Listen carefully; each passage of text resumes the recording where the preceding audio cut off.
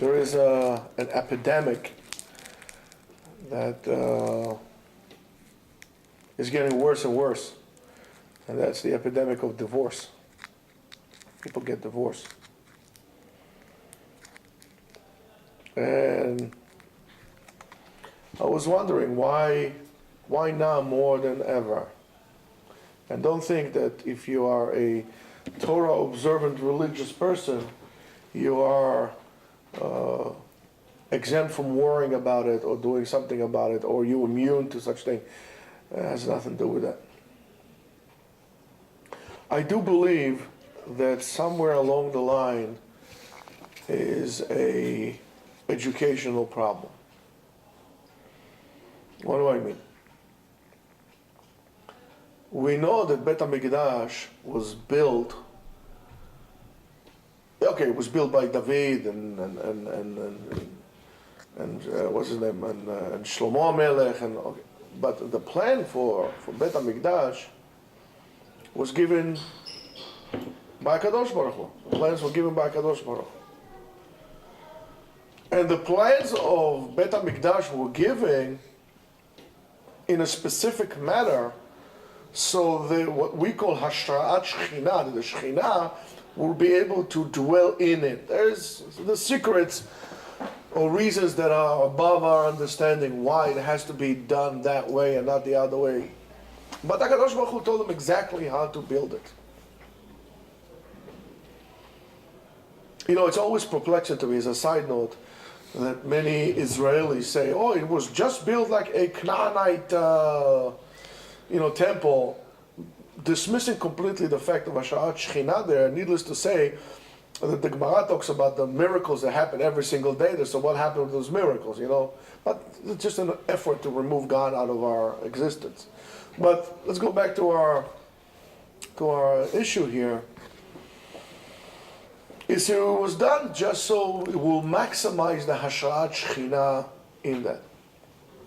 The Rav Chaim Volozhin writes that the same thing applies to the way HaKadosh Baruch Hu designed us as humans, the human body, to make it like a Mishkan Me'at, like a temple, to sanctify in order for us to be able to have Hashra'at Shekhinah, the Shekhinah dwelling inside our body as well. We call the temple Beit HaMikdash. Mikdash Mishum Mekudash, the sanctified house. And so is you. You're also Mikdash. But there is also a concept that's called Bait, right? So if I'm inside of the Mikdash, well, what is the Bait? The Bait is the Jewish home. Jewish home is something that could also serve as a Beit Mikdash, a place for the Shekhinah to dwell inside of it. As it says, Chazal tells us in Masechet Sotah, the Gemara says Masechet Sotah, in Daf Yud Zayin, regarding a man and a woman, the interaction between men and women. Ish ve'isha, etc. Therefore, Shekhinah benehem. If they were married, there is going to be Shekhinah benehem. What does it mean if they married? But they won the lottery or something like this. And here comes a problem. The problem of divorce does not start when you get married. To my very insignificant opinion, the problem of divorce, in many parts, starts with your parents. And what do I mean? Our parents, God bless them, they're trying to do the best they can with the tools they have.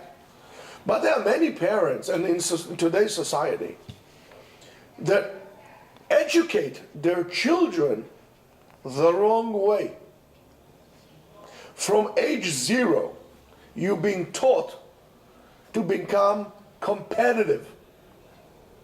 Even in yeshivot, Bet Yaakov and yeshivot, on a smaller scale, the yeshiva ktana size, in Bet Yaakov, they have color war. I never understood, and it's not that I'm trying to be overly righteous, I just didn't understand what is this motive of such fantastic institution to implant in the children being so competitive and team against a team, and my team won and your team won, and it's an agony and pain. This is a wrong thing. In our world today, it's very simple.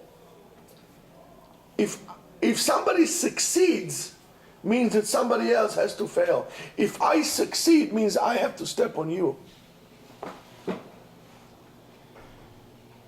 We teach our children that the goal is to get a miktzah, to get a job that will bring us a lot of money, because that's the most important thing. Our parents, and we as parents, don't tell our kids that it's meaning in your life. Not the job, not the money in your life. The meaning, not the money in your life. We don't tell this to our kids.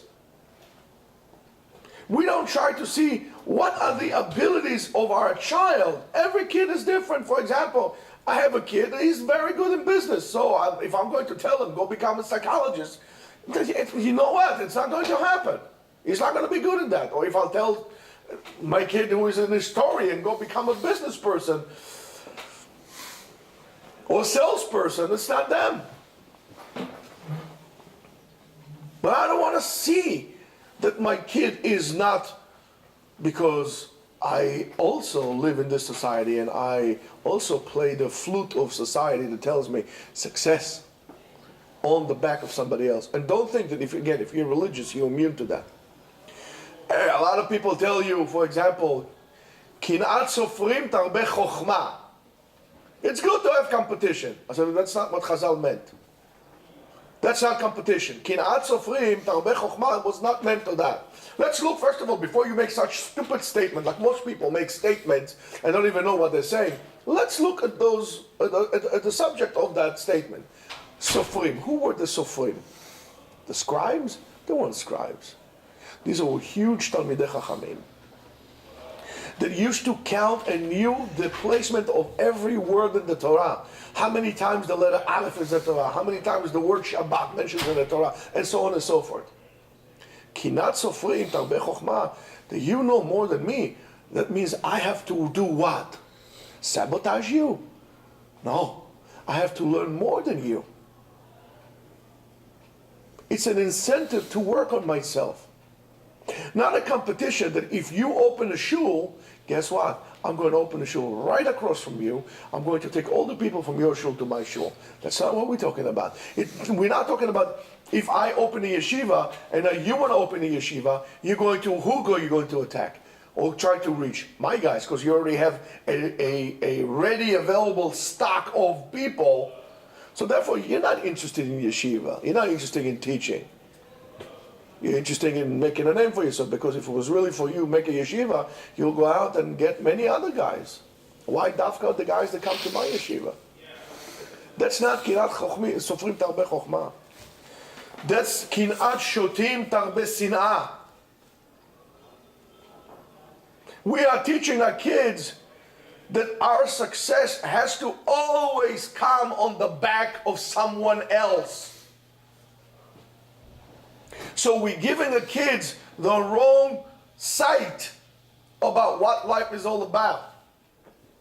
We don't teach our kids, as the Gemara says in Masechet Brachot, in Daf Lamed Bet, it says, Tanu Rabbanan, Arba'a tzrichim chizuk. 4 things, topics, needs constant work. Constant work. Ve'elu hen, Torah, Ma'asim tovim, Tfilah, v'derech eretz. You can never say, I learned enough. You can never say, I daven well enough. Do you daven well? Do you daven well? Do you daven like Moshe Rabbeinu? Can you? No, I didn't think so. Okay, so you got to work.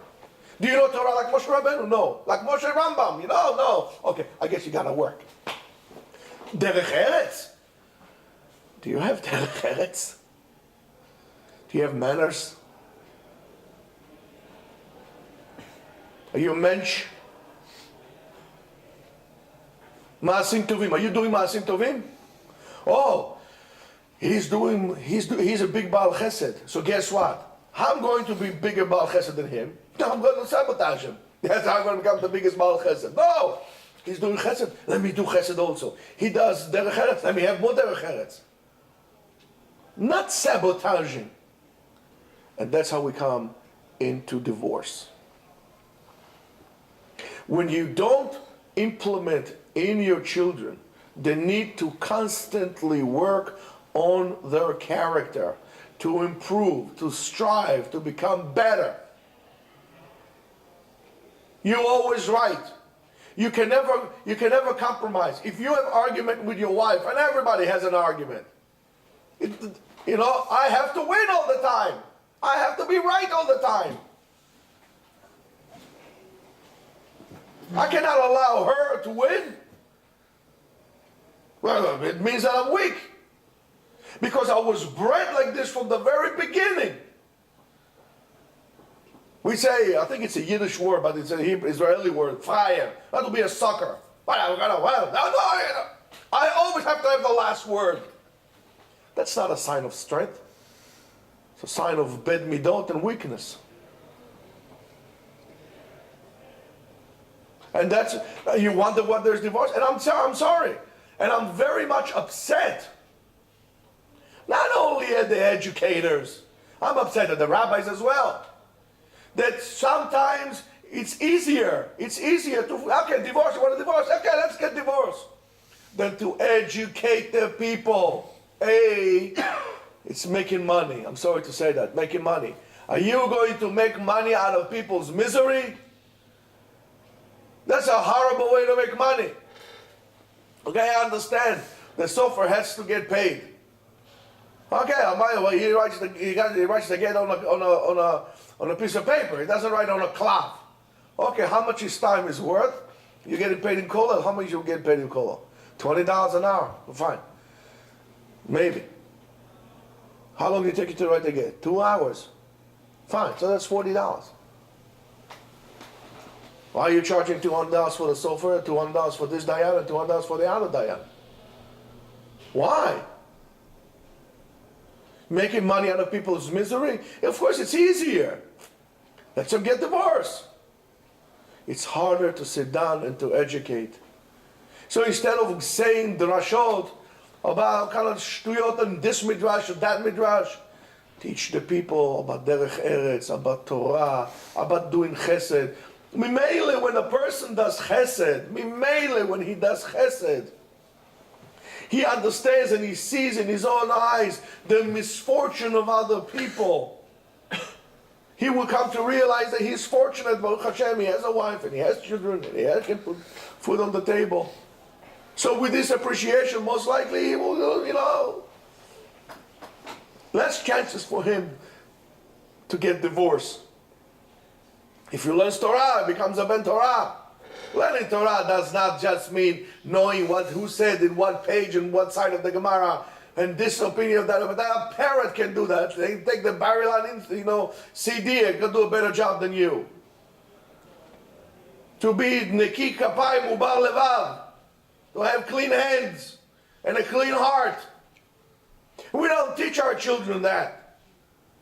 To be competitive. To be the alpha male. But you know what's a joke about the alpha males? When the two alpha males are fighting, the B male gets the alpha female pregnant. We lose. Because we have to be the alpha male. You don't understand. What does it mean to constantly be aware that you need to work on yourself? And we don't teach this to our children. And therefore the problem for divorce is an educational problem. Not just a cultural problem, it's an educational problem. So if you wonder why there are so many people getting divorced, even in the religious world, needless to say in the non-religious world, look into your education, into the values in which you implant into your kids and the message in which you give them. You want to fix that? Fix the education. It all starts and ends with education. Have a great day.